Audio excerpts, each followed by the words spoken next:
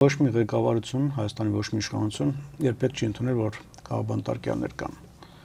Սա մեկ, իսկ Հայաստանում քաղաքաբանտարկյալ, այս բան իմ կարծիքով մենակ Սամվել Կարապետյանն է, որը որ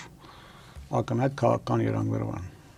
Մնացածների դեպքերով ինչ որ հիմք կա։ Մենակ Վարդան Ղուկասյանի դեպքում լսել ենք ձայնագրությունը։ Հիմա ինչքան են դիմություն ասի քաղաքաբանտարկյալը։ Օրինակ Միքայել Սրբազանին անդրադառնանք, նրան քաղաքաբանտարկյալ չեք համարում։ Երբեք չեմ համարի քաղաքաբանտարկյալ, որովհետև երբ որ ինքը այդ հայտարարություն անում էր, ես արդեն ինքս այն ժամանակ դեռ քրեական գործեր չկար, ասում եմ, այս մարդին չէր խոսում։ Որովհետև բաց այդ ասում էր, իշխանությունը բռնազավթման կոչեր անում, ասում էր, նախկին իշխանությունները չունեն, Սերժ Սարգսյան, Ռոբերտ Քոչարյան չունեք, դες հավատարիմ զինվորականներ, որ իշխանությունը վերցնեն։ Բայց դե այդպիսի խնդիր ուներ, ինչու էր դա հրապարակային անում ասել։ Որովհետև դեռ նախորդ իշխանության, այսպես ասեմ, ազդեցության տակ